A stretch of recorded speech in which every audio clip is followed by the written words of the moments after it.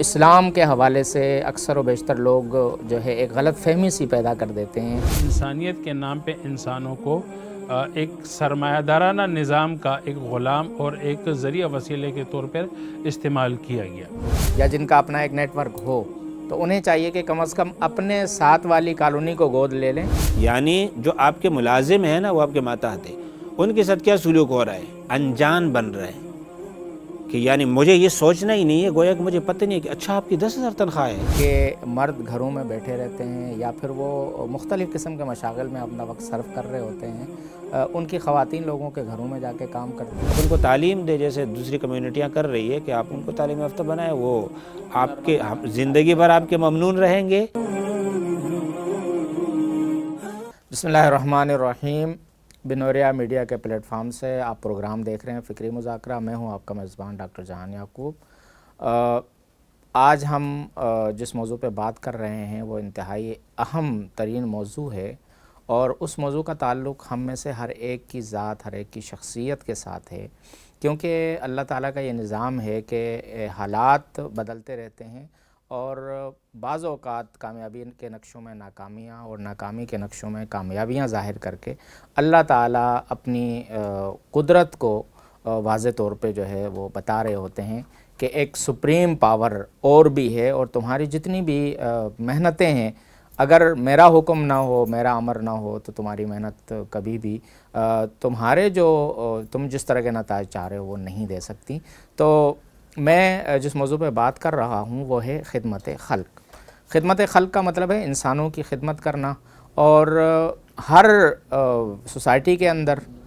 اس کا کسی دین سے تعلق نہیں ہے، اس کا کسی مذہب سے، کسی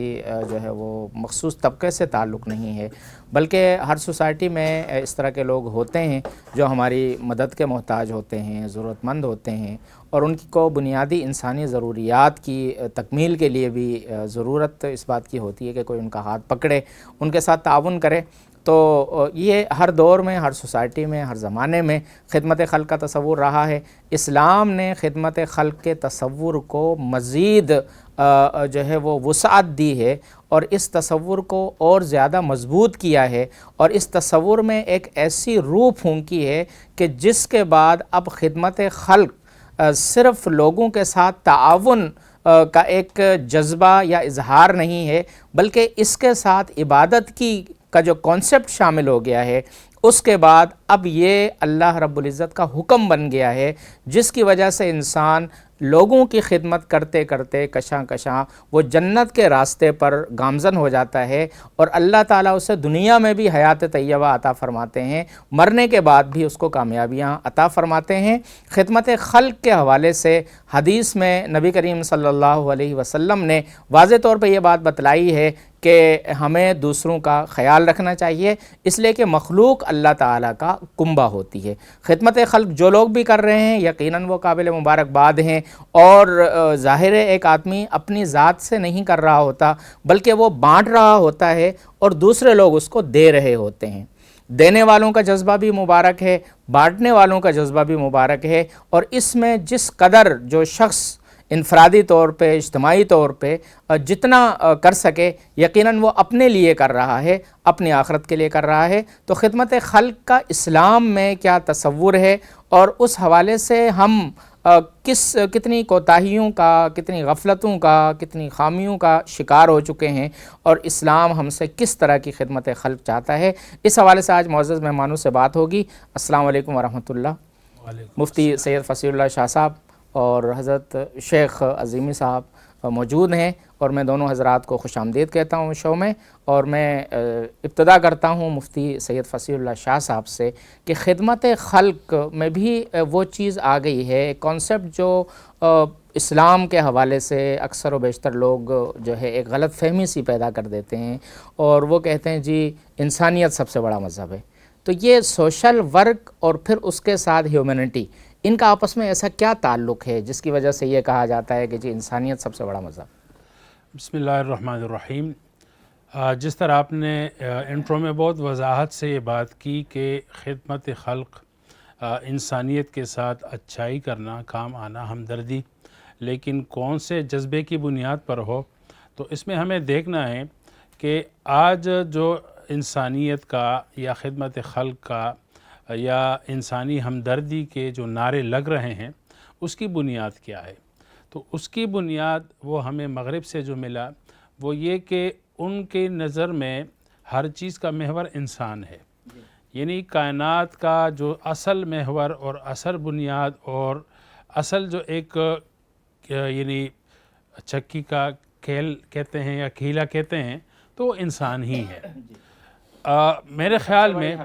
جی سب سے بڑی حقیقت یہی ہے کہ انسان ہی ہے۔ اسی وجہ سے علماء نے کہا ہے کہ ان کا نعرہ ہی یہی ہے کہ لا الہ الا الانسان، یعنی خدا کی جگہ میں انسان کو رکھ دیا گیا۔ اب اس حوالے سے انسان کے ساتھ کیا ہوا تو حقائق اور نتائج ہمیں یہی بتا رہے ہیں کہ انسانیت کے نام پہ انسانیت تو نہ رہی، انسانیت کے نام پہ انسانوں کو ایک سرمایہ دارانہ نظام کا ایک غلام اور ایک ذریعہ وسیلے کے طور پر استعمال کیا گیا۔ تو یہ ایک کھوکھلے محض نعرے ہیں، اور اس کی انشاءاللہ آگے پوڈ کاسٹ میں مثالیں بھی عرض کروں گا کہ اس کی کتنی حقیقت ہے کہ انسانیت سب سے بڑا مذہب یا ہیومنٹی کے طور پہ جو انسانی خدمت خلق کا نعرہ لگایا جاتا ہے، تو اس میں اس کی اصل حقیقت کیا ہے یا خود کتنے جو ہے یہ یعنی کس حقیقت تک پہنچ گئے ہیں۔ تو بہرحال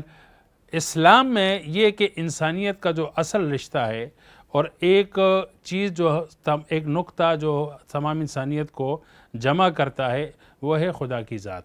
یعنی خدا کی ذات کے ہمارے خالق ہے اور ہم سب اس کی مخلوق ہے۔ جس طرح حدیث مبارکہ میں بھی آتا ہے کہ الخلق عیال اللہ، کہ مخلوق سارا کا سارا جو ہے وہ اللہ تعالیٰ کا کنبہ ہے۔ تو مخلوق کا جو تعلق ہے وہ ایک نقطے پر ہے، وہ اللہ تعالیٰ کی ذات ہے۔ اگر کسی نے کسی کے ساتھ ہمدردی کرنی ہے، کیوں کرنی ہے؟ اس لیے کہ اللہ تعالیٰ نے مجھے اس کا بھائی بنایا،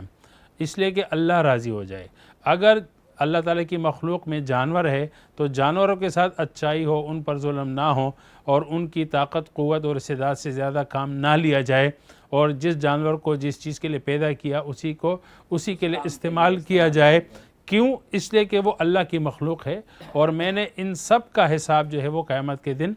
دینا ہے۔ اس نقطے پر جو ہے وہ اسلام میں خدمت خلق کا تصور ہے، اور عبادت صرف سجدے اور روزے اور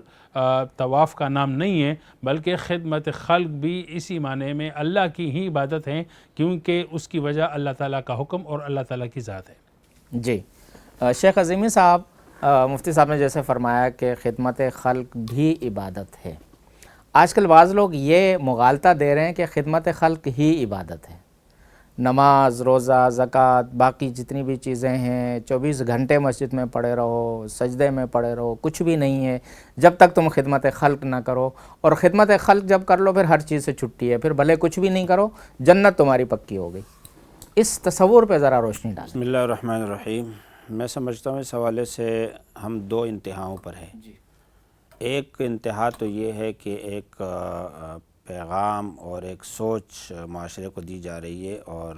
ظاہر ہے اس کا سرچشمہ مغرب ہے اور اسلام دشمن لوگ ہیں، اور کہیں کہیں اچھی نیت کے ساتھ بھی کچھ لوگ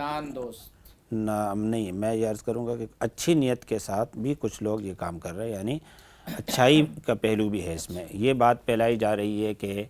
بھائی اصل چیز جو ہے نا وہ انسانیت کی خدمت ہے اور انسان کے کام آنا ہے، اور عبادات کا درجہ اتنا نہیں ہے، یا عبادات بھی ہیں لیکن یہ بھی بہت اہم چیز ہے۔ تو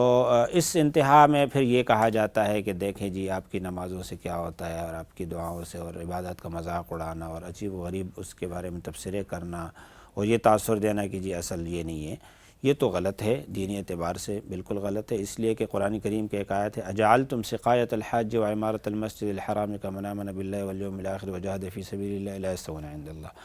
کہ مکے کے لوگ جو مشرکین تھے وہ کہا کرتے تھے، جیسے وہ مشہور ہے وہ ڈائلاگ ان کا، کہ دیکھو ایک آدمی باپ اور بیٹے کو الگ الگ کر رہے، ان میں تفریق ڈال رہے، ایک کافر تھا دوسرا مسلم بنا اور ان میں تفریق آ گئی، اور اس طرح کی چیزیں ہیں، ان میں وہ اچھے ہیں یا وہ لوگ اچھے ہیں جو لوگوں کی خدمت کر رہے ہیں، جیسے ہم حاجیوں کو پانی پلاتے ہیں اور لوگوں کے کام آتے ہیں، مسجد بنائی بھی ہم لوگوں نے ہے، دیکھو ہم یہ کام کر رہے ہیں۔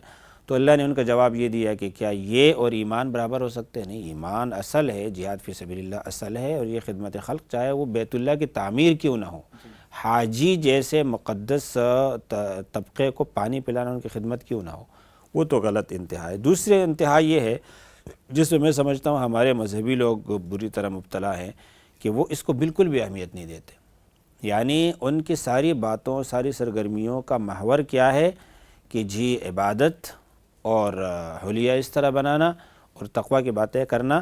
اور واعظ و نصیحت، لیکن اس میں ان چیزوں کی طرف عملاً تو بالکل بھی توجہ نہیں ہے۔ یعنی اگر وہ کروڑ پتی ارب پتی بھی ہیں اور ان کے پاس بڑے پیسے ہیں جو مخیر حضرات نے دیے ہیں، تو وہ اس کے لیے مصرف کیا سوچتے ہیں؟ وہی جس کی حدیث میں ممانعت آئی ہے کہ مٹی میں تم جو پیسے خرچ کر رہے ہو نا، یہ بدترین مصرف ہے اس کا۔ لیکن ہمارے لوگ کیا کر رہے ہیں کہ جی میرے پاس مدرسہ تھا، وہ اس کا رقبہ کم تھا، وہاں میں کام کرتا رہا، مجھے وسیع جگہ کی ضرورت ہے، میں اتنے ایکڑ زمین لوں گا فلاں فلاں علاقے میں اور مجھے اس پہ کروڑوں روپے خرچ کرنے ہیں، پھر کیا ہوگا جی وہاں اس طرح کے مکانات بنیں گے، یہ سہولیات ہوں گی، اور جو بنیادی ضرورت سوسائٹیوں میں ہوتے ہیں کہ سوئمنگ پول ہے اور گارڈن ہے اور پارکنگ کا نظام ہے اور جتنی بھی چیزیں ہیں، اسپتال ہے اور اسکول ہے، یہ ساری چیزیں ہمیں اس کی ضرورت ہے۔ بھائی اس کی ضرورت ہے، یہ جو آپ دنیا بنا رہے ہو، یہ جو آپ مکانات اور اثاثے بنا رہے ہو، لوگوں کی خدمت کرو، لوگ بھوکے مر رہے ہیں، نہیں اس کی طرف کوئی توجہ نہیں ہے۔ اور اپنے فضلاء کو اور اپنے لوگوں کو اور اپنے بچوں کو جن کو تعلیم دے رہے ان کو بھی یہ نہیں سکھا رہے۔ چنانچہ مولوی کا جو طبقہ ہے، میں سمجھتا ہوں علماء وہ اس حوالے سے بہت کمزور ہے، نہ وہ خود انفاق کرتے ہیں، انفاق کی ترغیب تو بہت دیتے ہیں، اور انہی کے کہنے پہ شاید لوگ جو ہے نا بہت سارا انفاق کرتے ہیں ماشاءاللہ، جس سے بڑے بڑے ادارے چل رہے ہیں، بڑا یہ ایک سلسلہ چل رہا ہے، لیکن خود ان کا عملی انفاق ان میں نہیں ہوتا جو ان کے طلباء ان سے لیں، اور اس پر اس طرح ترغیب نہیں ہوتی اور کوئی نمونہ نہیں ہوتا کہ وہ اس چیز کو اہمیت دے۔ چنانچہ ایک تو بڑا معاملہ یہ ہے، جیسے کہ نبی کریم صلی اللہ علیہ وسلم نے دنیا سے جاتے وقت فرمایا تھا کہ میں دو چیزوں کی وصیت کروں گا، نماز اور غلاموں کے ساتھ حسن سلوک۔ تو آج کل ہم غلام ہیں، آپ غلام ہیں، اکثر لوگ کیا ہیں، یعنی جو آپ کے ملازم ہیں نا وہ آپ کے ماتحت ہیں، ان کے ساتھ کیا سلوک ہو رہا ہے؟ انجان بن رہا ہے کہ یعنی مجھے یہ سوچنا ہی نہیں ہے، گویا کہ مجھے پتہ نہیں ہے کہ اچھا آپ کی 10,000 تنخواہ ہے، اچھا آپ کی 20,000 تنخواہ ہے، اس میں گزارا نہیں ہوتا، نہیں جی مجھے اس حوالے سے سوچنا ہی نہیں ہے، انجان بنے ہوئے، تو یہ بھائی غلط ہو رہا ہے۔ تغافل عارفانہ۔ ہاں، ایک تو یہ ہوتا نا کہ بھائی وسائل نہیں ہے، آپ بھی اسی کیٹیگری کے ہیں تو چلو ایک بات تھی، لیکن اگر سارا کچھ ہے اور اس کو ترجیحات ہی میں نہیں رکھتے، حالانکہ زمین کے اندر مٹی میں اور عمارتوں میں اور ان چیزوں میں پیسے خرچ کرنا اور اس کو جو ہے نا مزے لے کر بیان کرنا اور اس کی تشہیر کرنا کہ دیکھو ایسی جگہ بن گئی، اور ایک روحانی تصور دینا کہ دیکھو کتنا مزہ آ رہا ہے، ایک جنت بنا دی، بھائی ادھر انسان کے دل سے آپ پوچھو اس پہ کیا گزر رہی ہے، قیامت گزر رہی ہے اس پہ۔ اسی طرح ہمارے ارد گرد جو لوگ ہیں، غریب طبقہ ہے، میں سمجھ رہا ہوں کہ اگر ہم نے مخیر حضرات کو دینی کام کی طرف متوجہ کیا ہے اور ان سے کروڑوں روپے آ رہے ہیں تو اللہ کا کرم ہے کہ وہ لوگ ہم پر اعتماد کر رہے ہیں، لیکن ایک حد تک ہم غریب کا پیسہ کھا رہے ہیں۔ آپ کو اچھی طرح پتہ، انما الصدقات للفقراء والمساکین والعاملین علیہا والمؤلفۃ قلوبہم وفی الرقاب والغارمین وفی سبیل اللہ، اخیر میں جا کے جس مصرف کو ہم لیے بیٹھے ہیں نا، تو بھئی فقراء کو تو نہیں مل رہے ہیں، کہ آپ کو نہیں پتہ یہاں کتنے سفید پوش ہیں جو بیچارے جو ہے جن کے ہاں فاقے ہوتے ہیں۔ ٹھیک ہے بھکاری بھی بہت ہے، ہر مانگنے والا ٹھیک نہیں ہے کہ وہ حقیقت میں فقیر ہو، لیکن فقراء ہے، فقر ہے اس ملک میں، لوگوں کا گزارا نہیں ہو رہا ہے۔ تو اگر آپ نے وہ پیسے لے لیے، کم از کم آپ عامل بن کے ان لوگوں کی مدد تو کریں نا۔ تو میں سمجھ رہا ہوں خدمت خلق میں کوتاہی بھی پائی جا رہی ہے، خاص طور پر ہمارے مذہبی طبقے میں، اور اس طرف توجہ دینے کی ضرورت ہے، اور جو لوگ اس کی طرف توجہ دے رہے ہیں وہ قابل تحسین ہیں، ان کی حوصلہ افزائی ہونی چاہیے۔ اس حوالے سے لاہور کے ایک دینی ادارے کا تذکرہ سنا کہ باقاعدہ انہوں نے وہاں سوشل ویلفیئر کا نظام بنایا ہوا ہے، اور آس پاس کی جتنی بھی کالونیز ہیں ان تمام کے جتنے بھی لوگ ہیں ان سب کو ہر طرح کی کھانے پینے کی اور جملہ سہولیات، تعلیم سمیت، صحت، تعلیم، اسپتال بھی ہے، تو یہ ساری چیزیں انہوں نے کی ہوئی ہیں۔ تو آپ کی بات کا خلاصہ میں یہ نکال رہا ہوں کہ ہمارے مدارس کو، اور خاص طور پر جو اس بات کی استطاعت رکھتے ہوں یا جن کا اپنا ایک نیٹ ورک ہو، تو انہیں چاہیے کہ کم از کم اپنے ساتھ والی کالونی کو گود لے لیں اور وہاں کی ضروریات کی کفالت کر لیں۔ اور اس حوالے سے حضرت آپ کی بات کاٹ رہا ہوں، جو لوگ جن کو ہم منحرف اور گمراہ فرقے کہہ سکتے ہیں، اس سے زیادہ تو کچھ نہیں کہیں گے، تو ان کے ہاں بنیادی طور پر اس پہ توجہ دی جا رہی ہے۔ ہم نے وزٹ بھی کیا ہے، کئی لوگوں کو دیکھا ہے کہ بڑا وہاں ہسپتال اور وہاں علاج معالجے کا اور لوگوں کی مدد کا ایسا نظام ہے نا، اور اس کی وجہ سے ان کی وہ دعوت پھیل رہی ہے. یعنی آپ 10 تقریریں کریں اور ادھر ایک یہ کام کریں تو وہ یعنی اس طرح ہم اپنے لوگوں کو، ہمارے لوگ جا رہے ہیں عقیدے کے طور پر، وہ ہمارے ساتھ ہوتے ہیں، کئی حوالوں سے نظریاتی وابستگی ہے، لیکن چونکہ ان کی مجبوریاں ہیں لہٰذا دوسرے لوگ ان کو متاثر کر کے لے کے جا رہے ہیں. بہرحال اس سب کے باوجود مفتی فصیح اللہ شاہ صاحب، ہم نے یہ بھی دیکھا ہے کہ دینی مدارس اور خاص طور پر دین سے وابستہ جو ادارے تھے، ویلفیئرز تھیں، تو انہوں نے ملک پہ جب بھی آفات آئی ہیں اللہ تعالیٰ کی طرف سے، جو آسمانی خاص طور پر آزمائشیں آئی ہیں، اس میں بڑھ چڑھ کر حصہ لیا ہے. تو اس حوالے سے جو اس وقت بیداری پیدا ہوئی ہے، آپ کیا سمجھ رہے ہیں؟ دینی مدارس اپنے حصے کا کام کر رہے ہیں یا؟ دیکھیں، یہ تو شاید اس موضوع پہ ہم پہلے بول چکے ہیں، لیکن چونکہ پھر آپ نے سوال کیا اور مذہبی طبقے کے حوالے سے بات آئی کہ کیا خدمت خلق کے حوالے سے ان میں کچھ کوتاہیاں ہیں یا نہیں ہے، تو دیکھیں ایک انسانی اور بشری تقاضا ہے کہ ہماری تو نماز میں بھی 100 کوتاہیاں ہیں اور خدمت خلق میں بھی کوتاہیاں ہو سکیں گی. ہم نے دیکھنا یہ کہ اگر میں بحیثیت مسلمان یا بحیثیت عالم دین یا کچھ بھی کہیں خدمت خلق کر رہا ہوں تو وہ کیوں کر رہا ہوں، اور کیوں کا جواب یہ ہے تاکہ اللہ تعالیٰ راضی ہو، کیونکہ اللہ تعالیٰ راضی ہوتا ہے جو اس کی مخلوق کو پالتا ہے اور اس کا خیال رکھتا ہے. دوسری بات یہ کہ ہم اس کا اگر موازنہ کریں مذہبی طبقے جو ٹرسٹ وغیرہ چلاتے ہیں خدمت خلق کے، اور جو ہم یعنی عام طبقہ ہے، اس میں ہم دیکھیں گے باہر کی NGOز ہے، تو میرا خود اپنا مشاہدہ ہے کہ مثلا اگر برسات کا موسم آ رہا ہے یا بارش و سیلابوں کا موسم آ رہا ہے نا،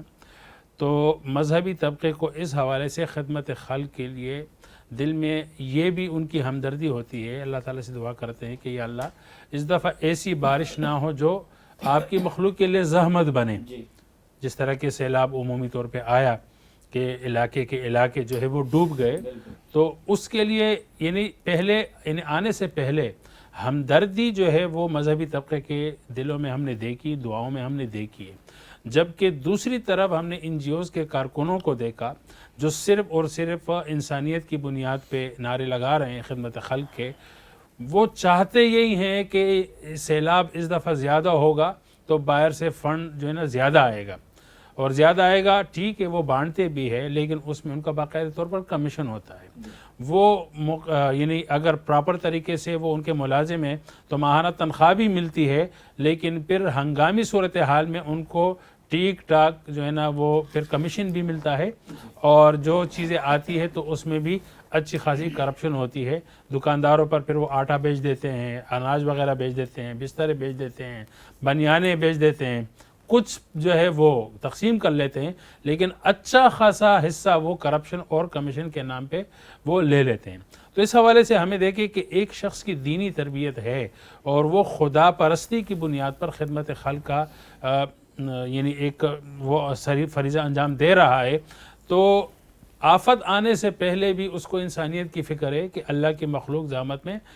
گرفتار نہ ہو، یا اگر ہو تو کم سے کم ہو. لیکن ان کا جذبہ چونکہ سرمایہ ہے، تو سرمایہ کی بنیاد پر جتنی بڑی آفت ہوگی تو اتنا ان کا بڑا فائدہ ہوگا.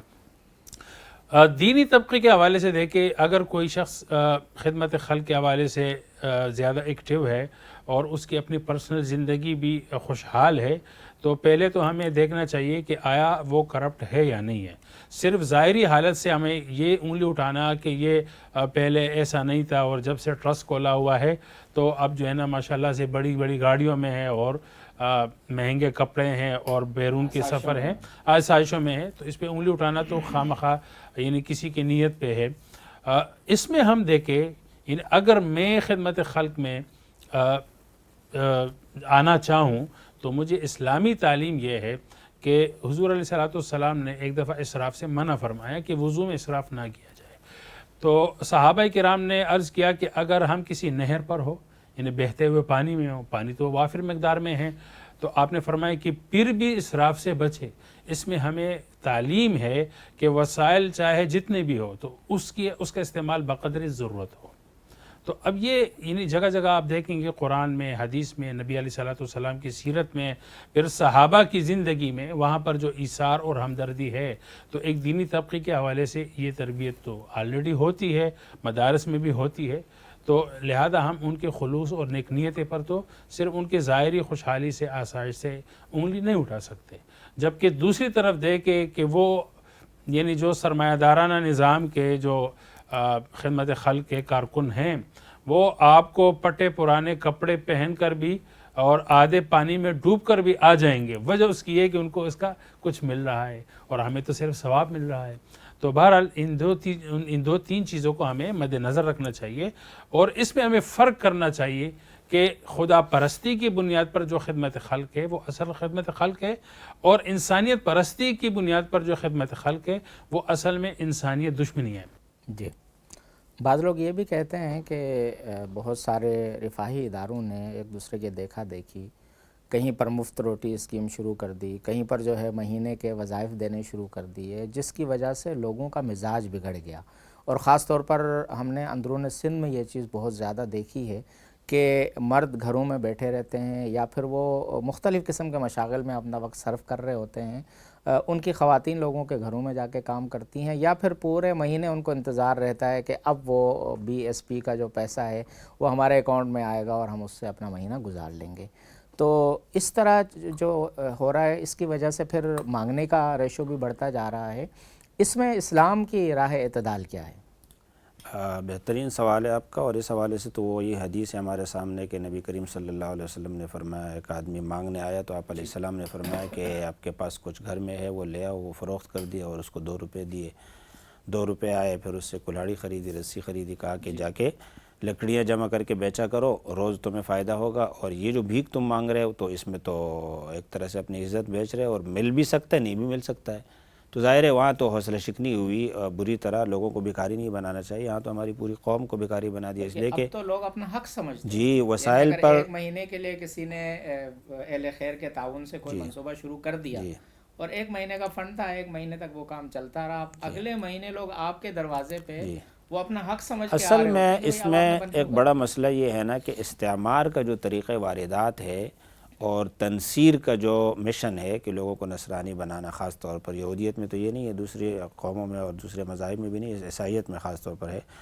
کہ ان کا منصوبہ یہ ہوتا ہے کہ کسی ملک کو، کسی علاقے کو پہلے بالکل فقیر بنا دو کہ ان کے پاس کچھ بھی نہ رہے، اور پھر جا کے ان کی مدد کرو، اور اس بنیاد اور اس شرط پہ کرو کہ ہم آپ کو عیسائی بنائیں گے، آپ کو اسکول دیں گے، مشنری اسکول دیں گے، اور آپ کو ہسپتال اور فلاں فلاں فلاں، اور ان کے باقاعدہ فارم دیتے ہیں اور رکن سازی ہوتی ہے اور ان کو اس طرح بگاڑتے ہیں. یہ تو ان کا طریقہ واردات ہے.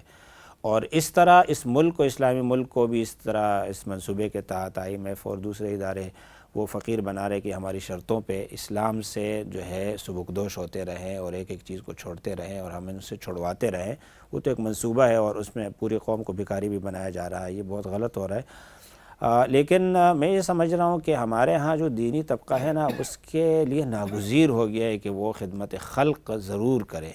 اس لیے کہ ایک بات تو یہ ہے کہ دیکھیں اگر ہم صرف آخرت کی جنت کا لوگوں کو بتائیں نا تو دین کی طرف لوگ نہیں آئیں گے. دوسری طرف مذاہب ہیں، ادیان ہیں، ان میں باقاعدہ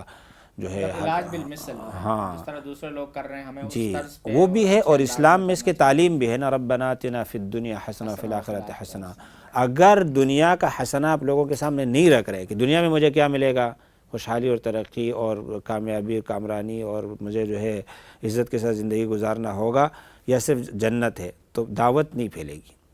اور دوسری بات یہ جو مولانا نے کہا کہ دیکھیں لوگ کمانے کے لیے ایسا کر رہے ہیں، تو وہ تو ہم لوگوں پہ بھی شک ہو رہا ہے. وہ تو ایک نیت کی بات آ گئی پھر کہ مخلص کون کتنا ہے.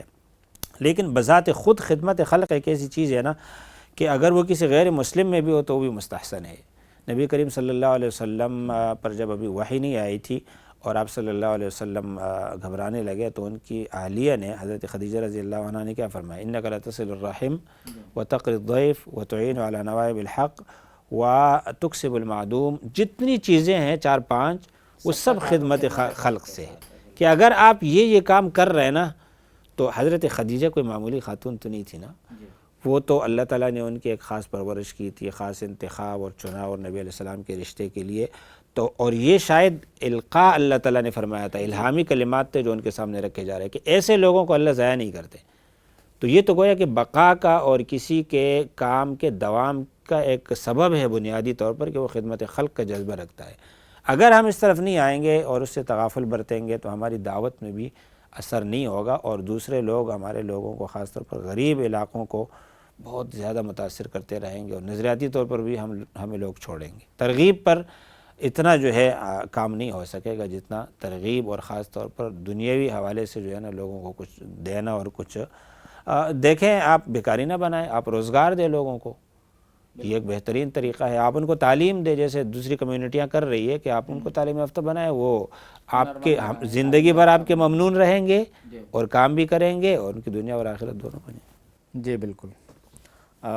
ماشاءاللہ کافی تفصیلات سامنے آ گئی ہیں۔ خلاصہ ان تمام باتوں کا یہ ہے کہ خدمت خلق کا مطلب اللہ کی رضا کی خاطر